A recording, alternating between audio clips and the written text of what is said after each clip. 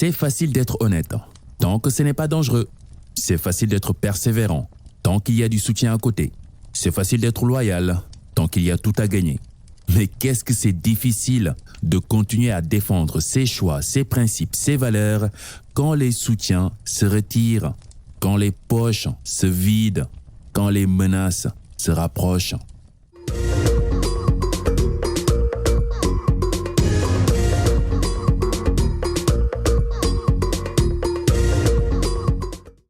Quand c'est chaud, comme on dit, beaucoup d'entre nous retournent leur veste. Les masques tombent, les qualités s'effondrent et les bonnes mœurs périclitent. Le courage est le support de toutes les qualités. Pas de courage, pas de qualité qui tienne. Et je te parle pas de courage du genre « moi je n'ai peur de rien ». Je marche torse bombé, les deux mains dans les poches et je regarde les gens de travers, comme ces nouveaux petits rappeurs. Je te parle plutôt de courage genre « j'ai la trouille, oui, je sens mon rythme cardiaque battre à 100 à l'heure, oui, je tremble des mains et des pieds, oui, j'arrive à peine à tenir debout, oui, tous mes sens en alerte, au point de sentir une sueur froide me longer le visage. Mais malgré tout, je continue, j'avance, je prends parole et je dis ce que j'ai à dire. Ça, c'est beau. Ça, c'est ce qu'on appelle du courage. Le courage n'est pas l'absence de peur, mais avoir peur et continuer quand même. Donc, on peut être très intelligent, très compétent, très vertueux, mais sans courage pour les exprimer dans les pires moments, on n'est que dalle, walou, nada, que du blabla. Le courage est le support de toutes les qualités. Et encore pire, sans courage, on bascule très vite du côté obscur de la force. Sans courage, on devient facilement un traître. Et oui, on peut passer de J-E-S-U-S à J-U-D-A-S en une décision. La première personne qu'on va couillonner, c'est nous-mêmes. Car si on n'ose pas exprimer notre potentiel, ce que l'on croit être juste, par peur des représailles, perdre son emploi, ses pseudo-amis, sa réputation, de l'argent, qu'est-ce qu'on est en train de faire d'après toi? On est en train de signaler à notre propre conscience qu'elle peut aller se faire foutre. On a décidé de s'allier au camp adverse. On a décidé de lui tourner le dos. Et bonjour les regrets. Et l'autre personne qui va bientôt se faire étriper par notre lâcheté, c'est notre entourage proche.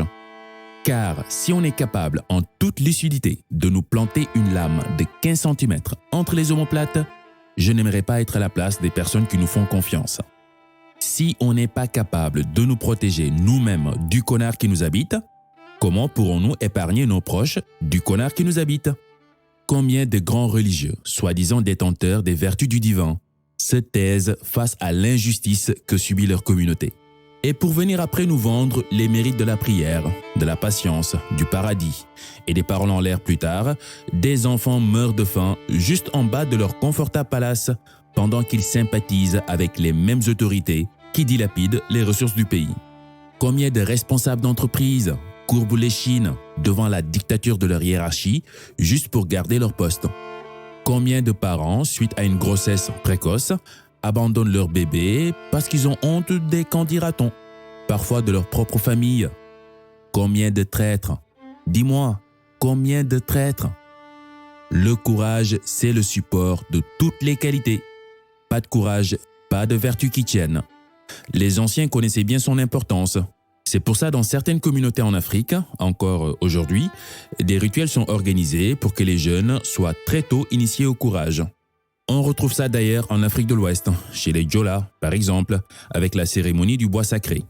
Pas étonnant de retrouver des valeurs fortes de bravoure, d'éthique du travail, de loyauté chez les membres de ces communautés en question. Oui, frangin, pas de coronesse, pas d'évolution d'espèce. Signé Demba.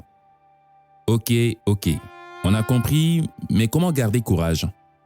Voici deux possibilités. La première, te doper pour fuir la douleur qu'engendre souvent une prise de décision difficile. Tu peux te shooter à la nicotine, à la résine de cannabis, ou te noyer le bide dans une marmite d'alcool avant d'agir. Mais attache bien ta ceinture. Quand l'effet désiré va chuter, tu risques de t'écraser par terre avec lui. Et là, tu seras obligé d'affronter la triste réalité en face.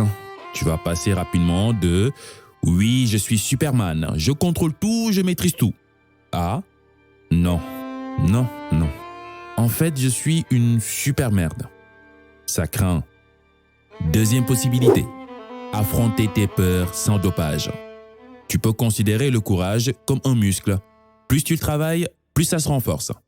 Ainsi, tu vas commencer à exprimer ce que tu crois être juste à chaque occasion. Mais je te préviens, ça va aussi être douloureux sur le coup. Parfois, le feedback de ton entourage ne sera pas dans le sens du poil. Tu seras frustré par moments, heurté dans tes croyances. Tu vas douter de toi-même. Mais dis-toi que c'est normal. Si tu as regardé mon précédent post sur le processus, tu sauras naturellement que ça fait partie du processus. La douleur est temporaire, les actes sont éternels.